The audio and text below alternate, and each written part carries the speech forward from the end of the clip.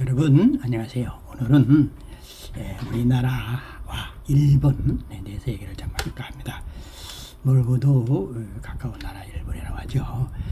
근데 이제 우리나라가 사실은 일본 때문에 우리는 양복 이런 기술을 얘네들 일본 사람들 때문에 우리가 그걸 배운 거나 마찬가지죠.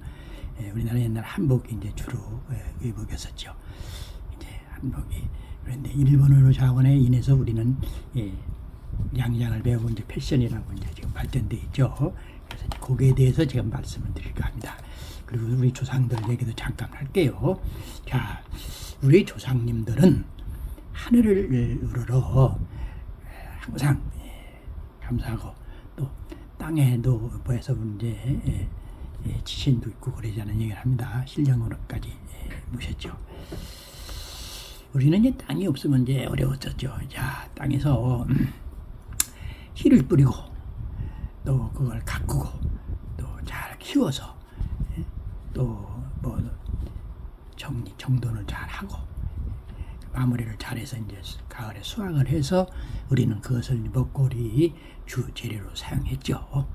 그리고 이제 과실수도 마찬가지고 뭐 사과, 배, 감 뭐 이런 것도 마찬가지고 또 이제 바다에서 나온 이제 물론 해산물도 있었죠. 뭐 미역, 뭐 김, 또 뭐 명태, 동태 뭐 똑같지만은 또 이제 조기 뭐 이런 것도 게 뭐 이런 것도 많이 우리가 이제 먹거리로 사용했죠.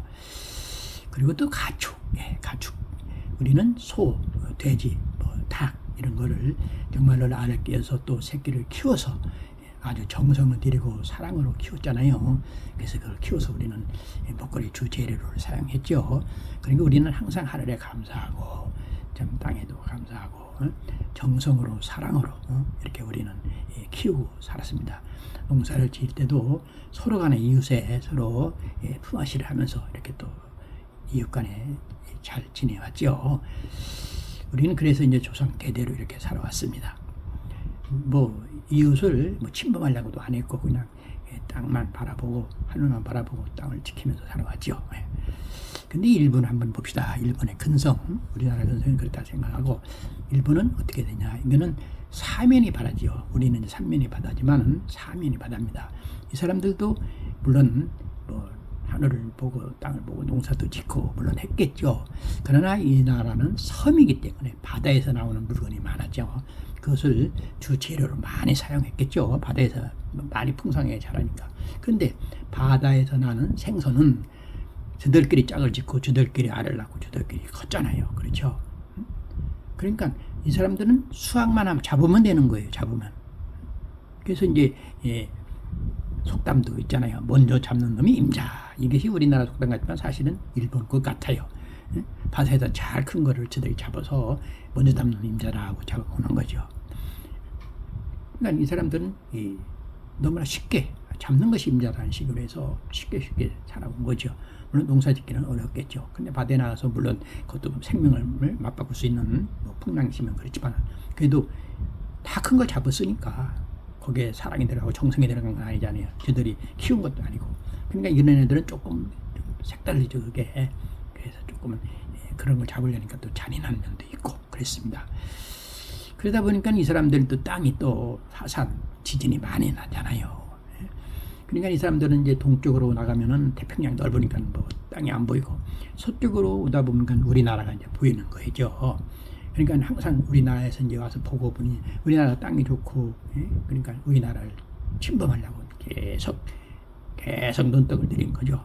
그러다 이제 임진왜란을 일으켜서 이제 우리나라 왔는데 우리나라 이순신 장군한테 저들은 바다지만은 우리나라 해군의 명장 이순신 장군이 계셔서 쫓겨났죠. 그런 다음에 이제 또 들어서 잠잠히 지들끼리 뭐 하고 살았죠.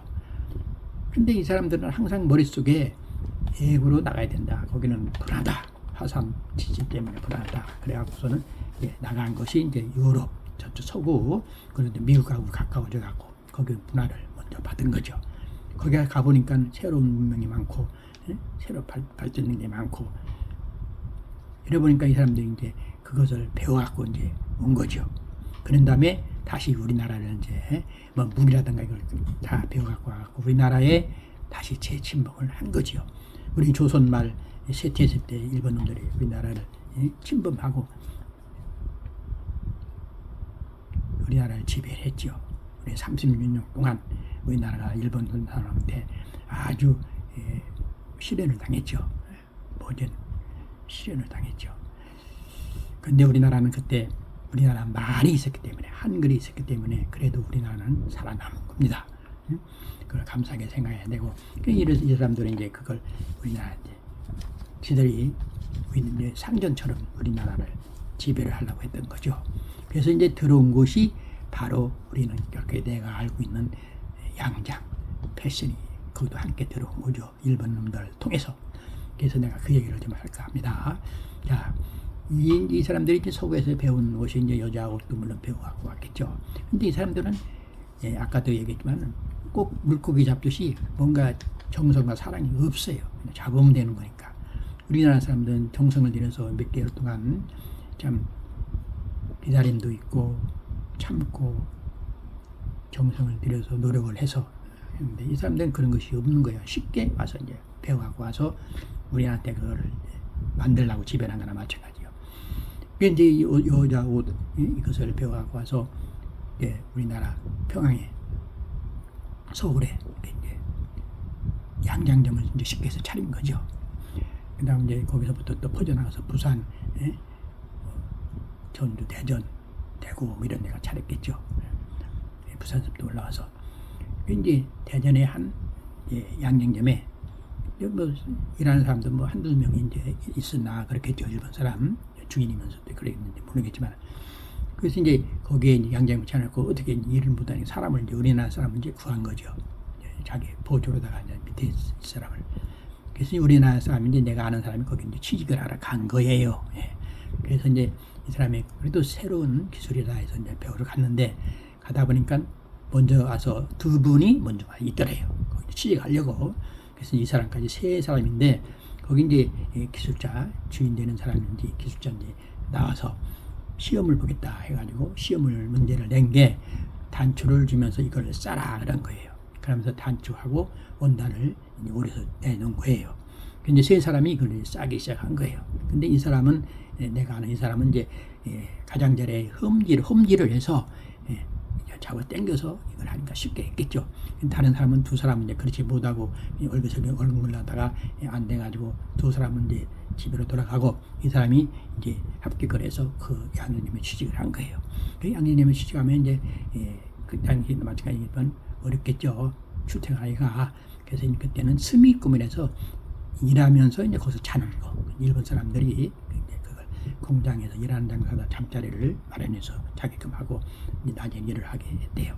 근데 이제 낮에 일을 아침에 이제 식사도 제공해야 되니까. 근데 이제 식사 아침 점심은 아주 그냥 좀 부족하게 줬대요. 왜 많이 안 주냐면 일하기가 어려우니까 안 줬대요. 그런데 이제 일주일에 한 번씩은 뭘 먹고 싶냐 물어봐서 또 요구하면 그걸 해다 줬다고 하긴 합니다. 그러면서 이제 쭉 이제 했는데 이 주인이 어디서 이제 그것도 알아왔는지 이제 지금 얘기하면 이제 롤카라죠. 롤카라. 그 당시에는 독고리카라라고 했는데 양전에는 독고리카라를 어디서 알아왔는지 그걸 만들어 달라고 하면서 이제 원단 앞뒤판하고 이제 카라 모양을 네모지게 딱 해서 이렇게 이제 줬대요. 그러면서 이 사람이 이제 막 설명은 뭐 동그랗게 이렇게 예쁘게 해달라고 했는데 그게 되나요? 안 되죠. 그런데 결과적으로 이제 우리나라 사람이 그거를 얘기해서 사선으로 해가지고 그걸 만들었다 그거예요. 그전에는 뭐 식서 부스럽게 몰라가지고 그럴 줄 알았는데 사선을 만들어서 하니까 동그랗게 이쁘게 됐죠. 그러니까 일본 사람들이 아주 좋아했다 합니다. 그러면서 일본 사람들이 머릿속에 뭐냐 하면은 우리나라 사람한테는 머리도 좋고 손재도 좋으니까 무조건 해달라고 하면 해준다. 무조건 억압적으로 시켜라. 이런 것이 사람들 근성의 머릿속에 박혔던 것 같아요. 그러면서 이제 서울로 올라와서 이제 일을 하고 지냈는데, 그러면서 이제 우리가 해방이 된 거예요. 해방. 그렇게 많이 발전도 안 하고 해방이 됐어요. 해방이 됐는데 해방됐을 때 여러분 사진 보면 다 한복 조리, 양복 입은 사람 없죠. 그 여자는 더 없고. 이제 그런데 이제 해방되고 5년 후에 이제 5년쯤 돼가지고 6.25 사변이 일어났죠. 6월 25일 50년. 그 6.25 사변이 일어나면서 이제 우리나라 이제 애국에서 구호품이 많이 왔죠. 구호품이 많이 왔습니다. 그 우리 이제 양장점에서 일하던 사람들이 미국에서 온 여성복을 뜯어서 그것을 이제 해부해서 그걸 이제 찍어서 이제 패턴을 연구를 한 거예요. 그래서 우리나라가 이제 그때 패턴이 발전을 많이 했죠. 일본한테는 사실 배운 게 없습니다. 일본은 지금 문화식 바로 허리 위만 있는 거 그거. 지금도 그걸 이용하고 하는 사람들 참 내가 보면 참 안타깝습니다. 그때 일본 사람들이 한 거 그대로입니다. 그게. 예. 우리나라 그래서 이제 뭐 절개식이니 반절개식이니 뭐 예, 문화식이니 해가지고 이제 그런가를 했죠. 예. 그래서 발전을 해서 그때 이제 60년부터 이제 아주 양장점이 참 풍행을 했죠.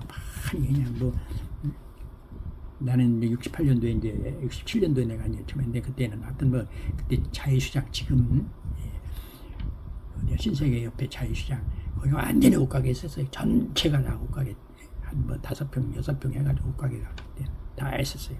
그때 이제 내가 다니던 데가 제일 컸죠. 장원양념이라고.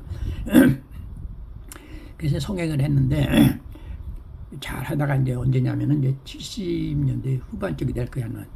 7년도인가 8년도인가 이제 그때 이제 패션 브랜드가 생긴 거죠. 이제 양장점을 이제 탈퇴하는 과정에서 브랜드가 이제 패션 브랜드가 생기면서 뿅뿅 논노가 이제 생겼죠.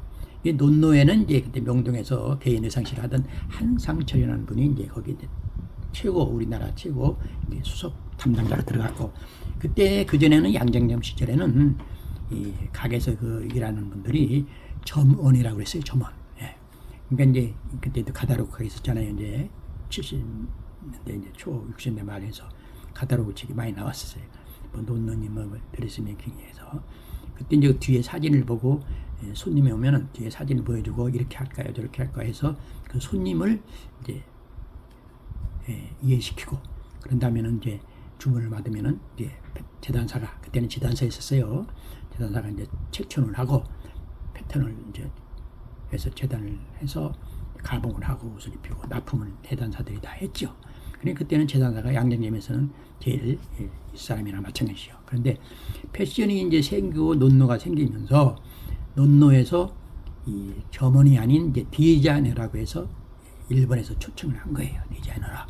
우리나라 점원이 아니고 이제 그때 디자이너가 처음으로 일본에서 온 거예요. 근데 이 디자이너가 아까도 얘기했지만 우리나라 사람은 머리가 좋고 손재 좋으니까 하라면 한다는 식으로 해서 이 디자이너가 그걸 먼저 배워서 왔는지 어쩌는지 우리나라 돈도 처음에 패턴 사러 간 사람이 이제 명동에서 우리 재단사 친목회 회장님에서 나는 총무를 봤는데 그분이 거기를 갔어요. 이분을 어떻게 닥달을 하는지 그 디자이너가 그리고 그 디자이너 이제 밑에 우리나라 사람 디자이너들이 많이 들어갔을 거 아닙니까? 그 혼자서 뭐 시장 보고 다 할 수는 없으니까. 근데 이 디자이너들이 또 그걸 배웠어요. 그래서 이제 첫 번에 이제 이 패션이 이제 논도 말고 다른 데가 여러 군데 생기다 보니까 이제 뭘 원하냐면 디자이너가 먼저 얘기가 되고 그 다음에 디자이너가 따라서 패턴사가 이제 들어간 거, 재단사가 들어간 거예요. 그런 이제 완전 이제 바뀐 거죠. 디자이너가 위가 되고 이제 패턴사가 밑에 옛날에는 점원이었었고 재단사였었는데 바뀐 거예요. 그래서 그때 거기서 배우고 나온 그 뒤로 나온 패션 디자이너들이 그 사람으로 인해서 그랬는지는 몰라도 아주 좀 버릇이 없었어요. 뭘 몰라요. 패턴도 모르고 그냥 그림만 그려서 내가 오죽했으면은 초등학교 6학년짜리 데리고 백화점 구경 시키고 네가 입고 싶은 거 보기 좋았던 옷이 어떠냐 그려라. 그럼 그게 디자이너다. 그다음큼 내가 수준을 낮게 봤어요. 디자이너들이. 뭐 모르니까 패턴이 뭔지도 모르고 그림만 그려갖고 이대로 해달라고 하고 잘못된 것들이 뭐 하고 왜 잘못됐는지도 모르고 그랬던 시절이 있었어요. 지금도 나는 그것이 조금은 안타까운 것이 우리나라가 지금 그래도 패션이 많이 발전해서 우리 K-팝이나 K-푸드처럼 세계적으로 이름이 날렸으면 내가 뭐 이런 얘기도 안 합니다. 근데 지금도 일본 그대로 밑에서 그냥 지내고 있다는 얘기예요. 일본 사람 밑에서 뭐 겐조가 뭐 디자이너가 뭐 한 게 뭐 있습니까? 또 소매 파이핑으로다가 단축금을 하나 했지. 그 양장점에서 하던 식이거든요. 그래서 나는 안타까워서 이 얘기를 하는 겁니다. 여러분들 패턴사, 디자이너 서로 좋은 술 만들고 서로 협력해서 만드세요. 그리고 세계에 우리 K 패션이 유행하도록 노력해 주시기 바랍니다. 여러분, 제가 한 말이 좀 아까 나는 대선배입니다. 나만큼 지금 경력을 갖고 이런 얘기하는 사람이 없을 거예요. 그리고 디자이너나 한테 한마디 하고는 패션쇼 할 때는 이쁘고 아름답고 뭐 너덜너덜하고 좋아요. 시선 끄는 거 좋습니다. 그런데 매장에서 판매하는 옷은 편해야 됩니다. 내가 데이트 친 것도 물론 옷은 본인이 마음에 들으니까 골랐을 거 아니에요. 그런데 이게 입었을 때 불편하고 하면 안 사게 되죠. 그렇잖아요. 물론 요즘에는 뭐 하루 입고 버리는 사람도 있고 하니까 뭐 괜찮겠지만은 그래도 옷은 입어서 편해야 됩니다. 여러분, 좋은 많이 만드세요. 우리 패턴사 분들도 나는 내 패턴이 최고라고는 안 합니다. 여러분들을 최고로 만들기 위해서 나는 이걸 여러분께 알린다 생각하세요. 물론 내가 만든 소매, 카라테도, 몸판, 바지 다 좋은 원리를 이용한 좋은 패턴입니다. 여러분들 나보다 더 좋은 패턴을 만들어서 세계에 유행하는 최고의 K 패션 브랜드 주인공들이 되세요. 자, 여기까지입니다. 감사합니다.